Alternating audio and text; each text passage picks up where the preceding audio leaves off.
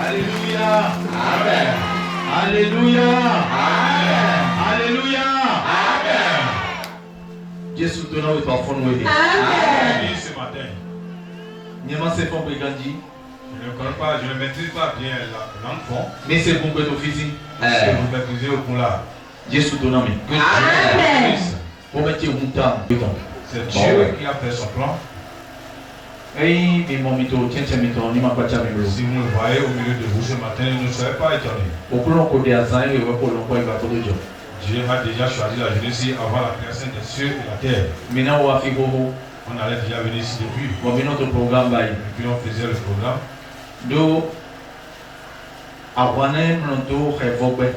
Voilà. Le pigeon là n'aime pas la saleté. Il ne se lave pas. S'il veut se laver, il va là-haut, c'est tout une eau potable. C'est le poulet qui a mis au canard. Ils sont amis du caca là-bas. Ils font de bonnes personnes là-bas, mais arriver à leur maison, c'est trop sale. Je suis quelqu'un. Je suis spécial en toutes choses. Je prends l'esprit pour vérifier, pour regarder quelque chose. Je salue l'esprit de Dieu dans la vie que je fais. C'est quelqu'un qui a une grande vision. Et puis je suis toujours ami avec quelqu'un qui a une grande vision. Je ne regarde pas la position de la personne aujourd'hui, mais je regarde l'avenir. Je vois quelque chose dans la personne à l'avenir. Et je suis ami avec la personne dès maintenant.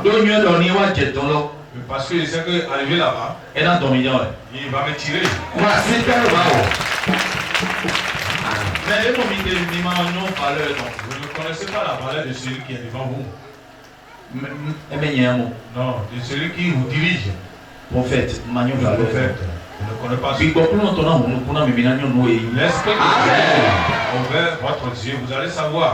On ne connaît pas les bonnes personnes dès le matin. Les gens se positionnent derrière les foutus, ceux qui ne veulent rien. C'est après avoir, peut-être après midi, qu'ils vont trouver les bonnes personnes. Moi, Jésus était né, personne ne connaissait jamais. On ne sait pas ce qu'il était. Mais quand l'heure a sonné, tout le monde est en train de courir derrière lui. Et je dis souvent aux gens, même Maria qui est la mère de Jésus, s'il n'est pas converti, s'il ne connaît pas Jésus, il va aller se retrouver en affaire. Alléluia. Amen.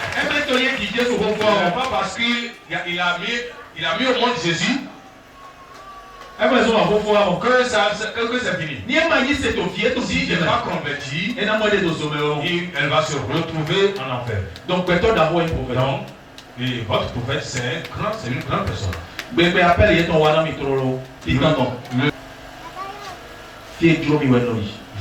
là où je veux. Parce que c'est là-bas qu'on m'a invité.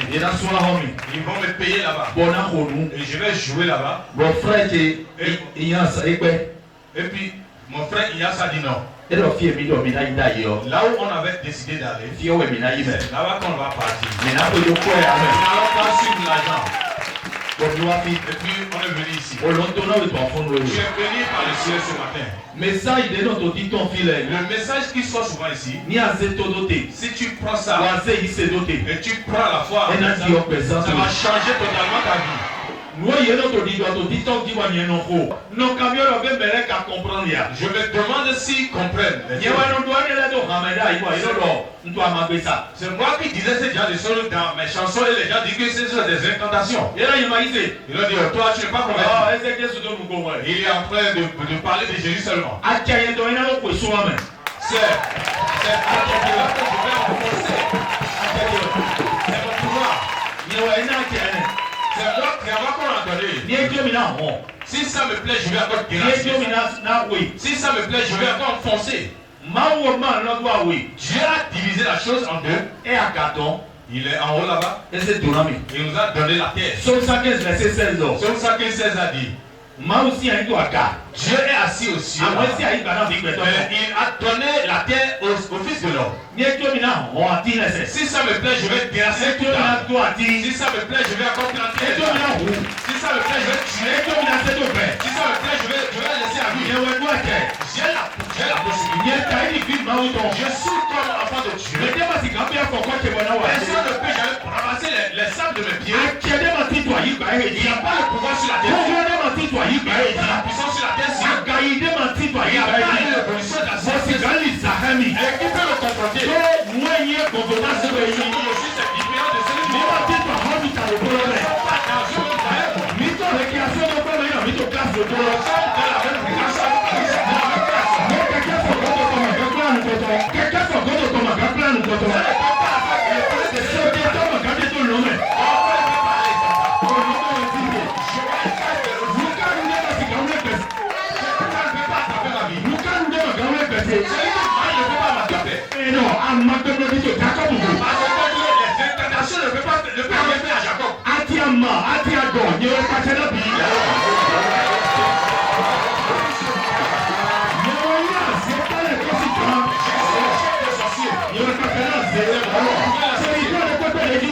parce que n'importe où je me viens, n'importe où je me viens, donc territoire de peuple de la Sénat, dans le territoire que les chercheurs vont pas courir, il ne peut pas passer. C'est toi qui suis au cafard. J'ai honte à ta place. Si à l'autre d'accord, je ne suis plus n'importe qui. C'est moi qui contrôle la terre. Ah d'accord. Je suis d'accord. Ah t'es dignant de lire.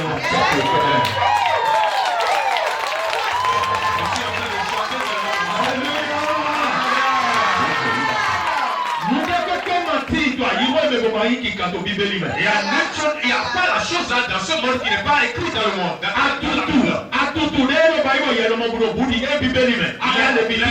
Les choses qu'il faut et toi tu as peur de c'est dans le Lévitique, mais dans le Lévitique, on met l'huile sur la farine de maïs et on pétrit ça. C'est qui est là-bas et comparé à nous.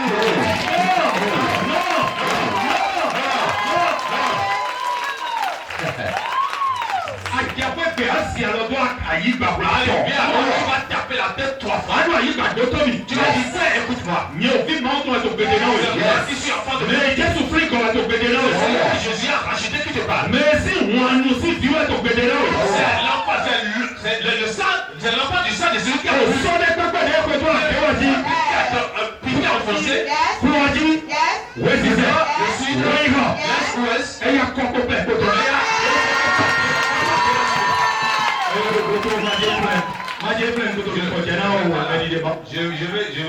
Je vais dévancer le. Je ne vais pas là. Il y a maman de bon. Oh, on ne va pas dire ça. Oh là, c'est ça qui m'a poussé. À ceux qui m'a poussé.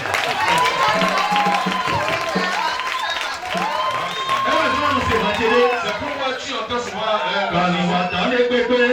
Mon kiri mukume, Jésus n'a mis de tout Nyawani, kiri juda wenduko.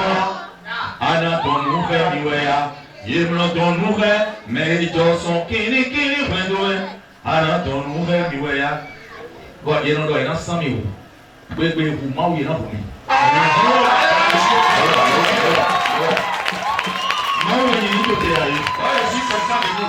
Je marche avec Dieu, non? Je transporte Dieu. Je suis la maison de Dieu. L'esprit de Dieu est en moi. Je le transporte. Et tu vas le tuer. Et non, bien ou non? Mais depuis moi, les Michael, au temps du comité, on dit, c'est souvent là, ouvrez vos oreilles spirituelles. Non, c'est là, si bon, cadeau commentaire, mais non. Prophète, est-ce que les gens peuvent comprendre ça? J'entends parler de quelque chose, il parle de quelque chose, j'écoute ça dans mon commentaire et dit, est-ce que les gens peuvent comprendre ça? Aujourd'hui, si on ramasse le sable, Si on prend le sable de tes pieds seulement, tes pieds seront gonflés. Ça prouve que vous êtes dans le même royaume là-bas. On va prendre le sable de mes pieds. Je vais amener ça. Je vais amener ça chez toi. C'est moi qui vais t'amener ça là-bas. Amen. Amen. Je te dis, avant de chanter, je vais te dire quelque chose d'abord. Je suis venu ici avec la joie. Je suis venu ici avec la résistance. C'est-à-dire,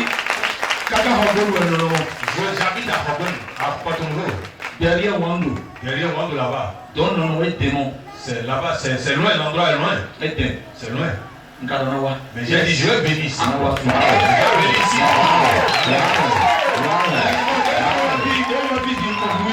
Et quand je suis venu ici, j'ai reçu quelque chose. Waouh. Frère Ignace, Mon frère Ignace, quand ils sont en train de parler de piquer, il dit oui, c'est ça. Mon relance question d'anglais. Je sais.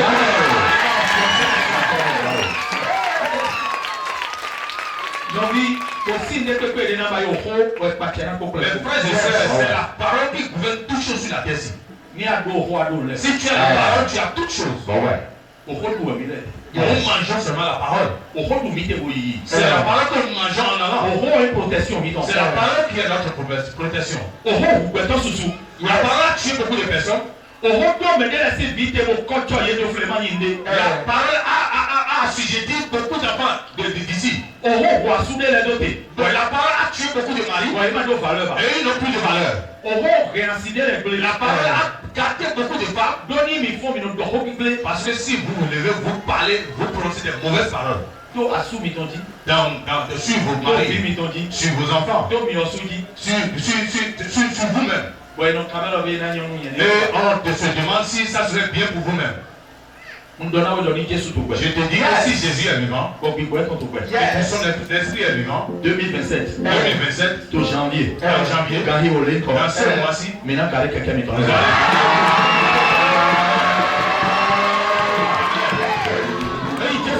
si Jésus est vivant, et son esprit est vivant, avant d'entrer dans l'année 2025, il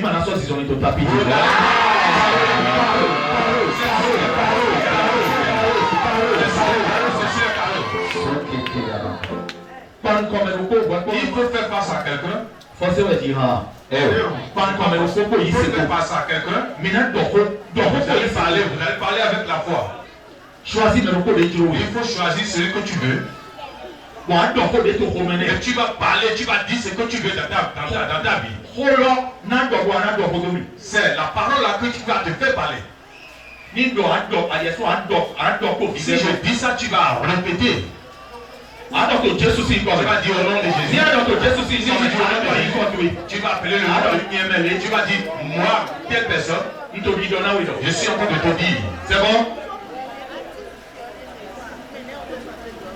Donc, au nom de Jésus, au nom de Jésus. Moi, Emmanuel, je suis en train de te dire.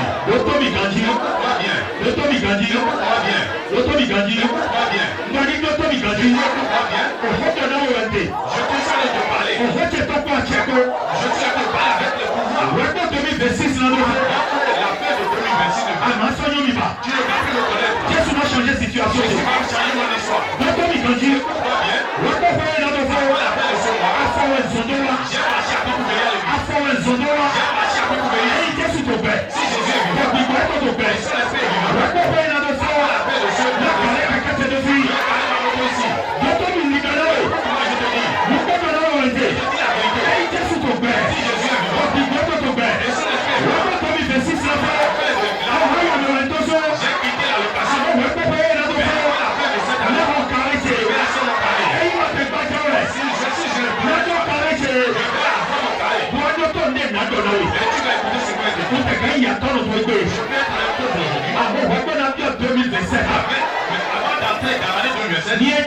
Si tu veux, numéro prends mon numéro. Si tu veux, des photos prends mon photo. Avant d'entrer dans l'année 2027, numéro tu vas appeler mon numéro. Il y a un nom et il va te dire. Le boss a voyagé. Le boss a voyagé. Ouais.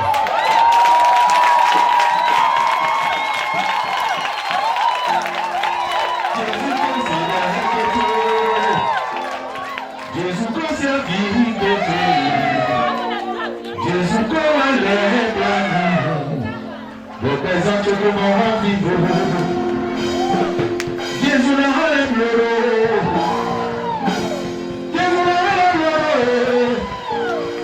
Nous étions réglés, assez réglés, mon ami réglé, on sont réglés, le présente Jésus n'a rien mieux.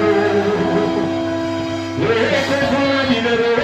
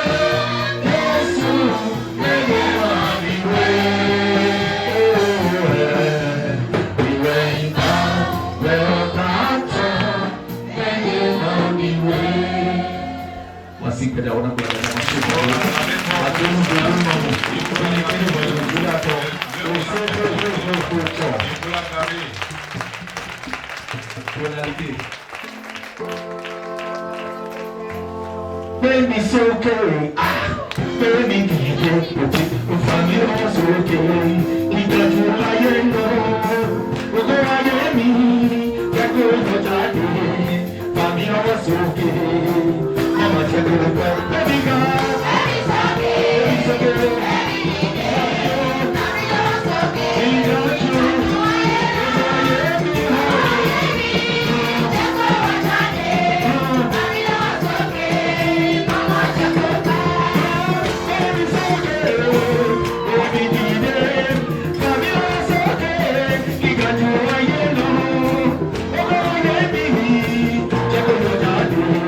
Family